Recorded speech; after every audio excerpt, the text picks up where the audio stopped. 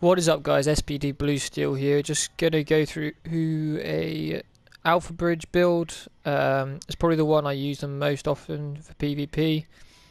Something I enjoy the most, and I'm gonna go through every single thing, and then tell you why I've done it and what I'm gonna run with. So if we look at the gear, I run with MP7 and a PP19. They both have pretty good talents. My MP7's running with 44% critical hit damage, which isn't too bad. It's pretty high.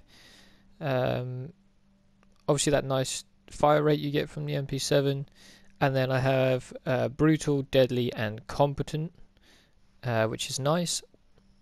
And then my PP19, I'm obviously just using this purely for the bonuses. If I run out of ammo totally, then I will switch to it, but my main focus is purely on my MP7. But I'm running vicious, responsive, and hurried. On this one, the hurried is a great one, and obviously with the 4-piece Alpha Bridge on my MP7, I now have the 6 talents unlocked, which is great. Perhaps one of the things I would have changed would be vicious. I'm not huge fan of this,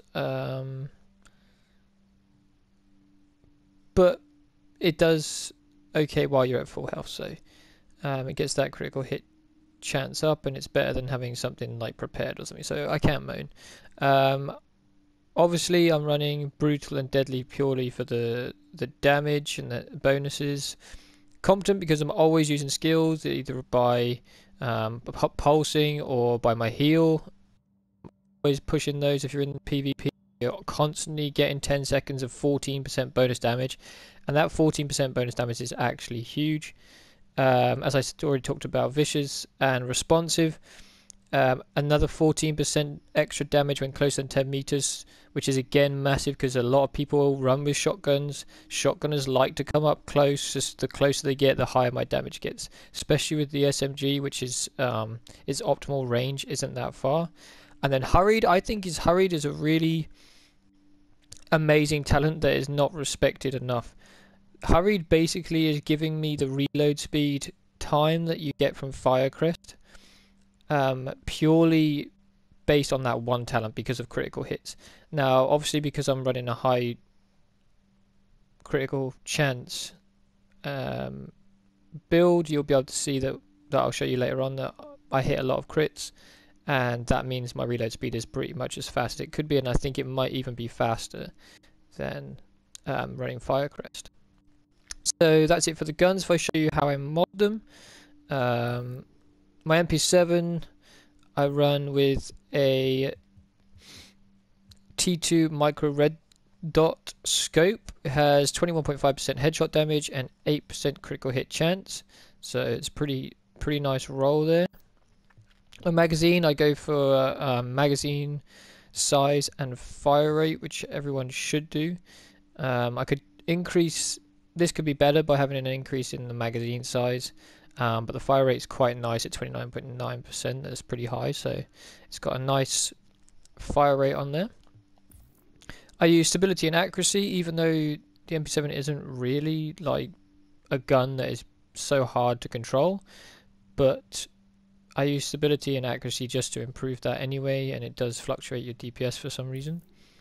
And then again I use accuracy and critical hit damage. Now that's quite, I'll explain this again later, but I use critical hit damage purely based because I have so much critical hit chance on my build already. If I wasn't running so much critical hit chance on my build, I would have gone for something like the one above, like this one here, 6.5% with accuracy. You know, I wouldn't go for anything like reduced threat or something, anything like that. I would just go for the increased critical hit damage if you're not running a high percentage of critical hit chance. Okay, so to go through the gear, I run vigorous chest piece.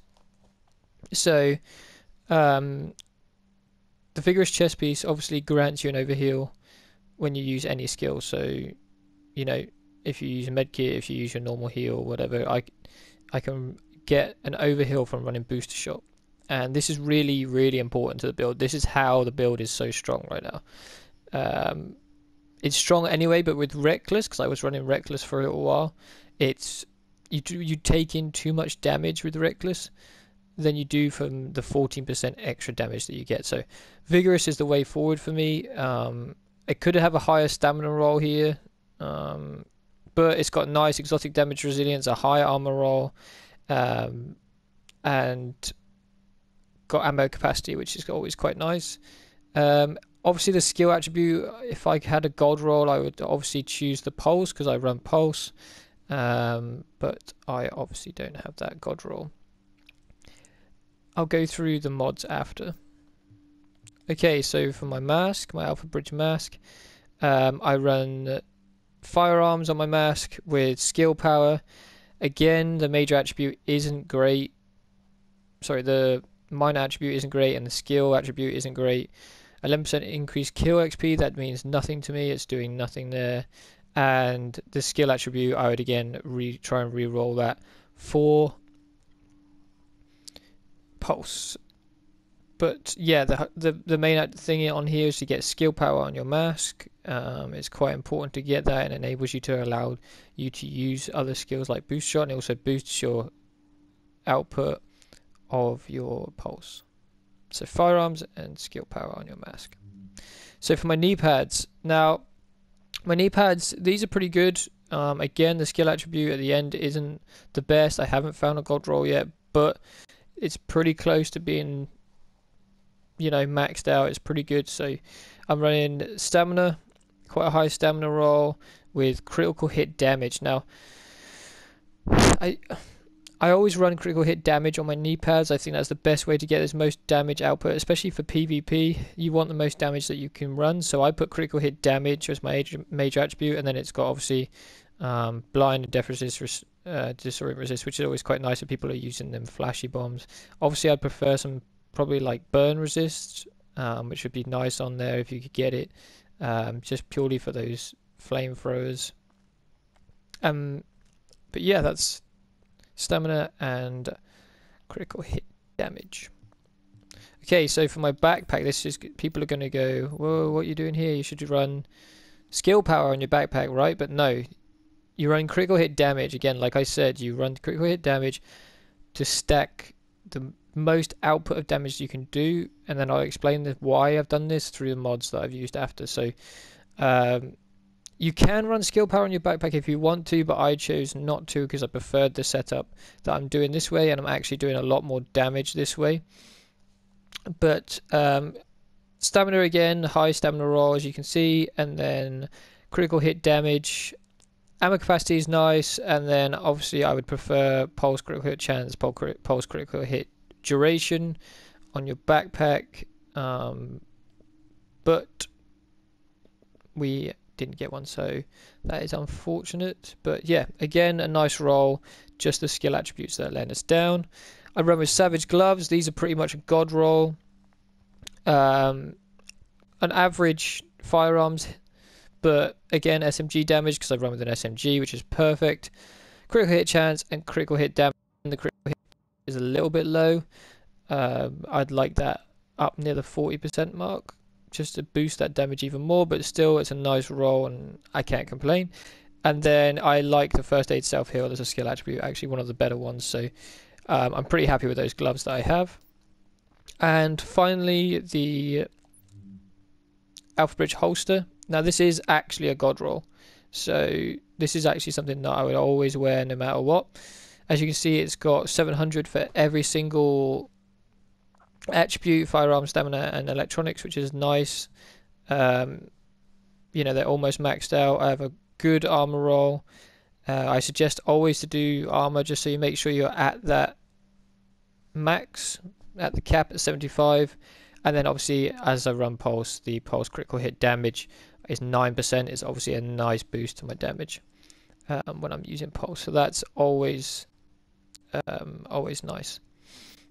So you were wondering why I chose skill power. I didn't choose skill power on my backpack. Well, this is why. So I didn't choose skill power because I don't need to run critical hit chance. If I look at my character, I'm running 31.5% critical hit chance without having any mods. Okay, so if you look at my mods, I'm running 2 to boost the critical hit chance of firearms, but that's purely because I prefer on this build to have critical hit chance rather than the 700 health. I'm purely using these just to boost my firearms because they both have high firearm rolls, and I'd much prefer that rather than the health. But you can probably get some stamina ones if you would want a higher stamina, but I like the firearm mods one there. Now this is where it gets interesting. I'm running skill power, so I'm stacking skill power on this. My toughness was already good, as you can see. 3,379 is okay. I'm running like over 100k health. I think I'm running over 110k health. My firearms are over 3,000, is way more than I need. So it was really electronics that I wanted to really boost and get that over the 25k mark, which is a nice amount of heal for me to be able to use my booster shot. And that's one of the main things about this build, is you want enough skill power so that you can use the booster shot with your vigorous chest piece to get that overheal, so you can stack the damage. So yeah, I'm using a high electronics roll with skill power again to go on to the skill power that I rolled on the mask. I then run firearms with skill power to stack that more firearms, and skill power again to boost the electronics, and then again electronics with skill power. So that's the whole reason why I didn't put skill power on my backpack, is because I can stack the critical hit damage to get higher numbers, and then I made it up with the electronics and skill power that I lost in the mods, which I really like.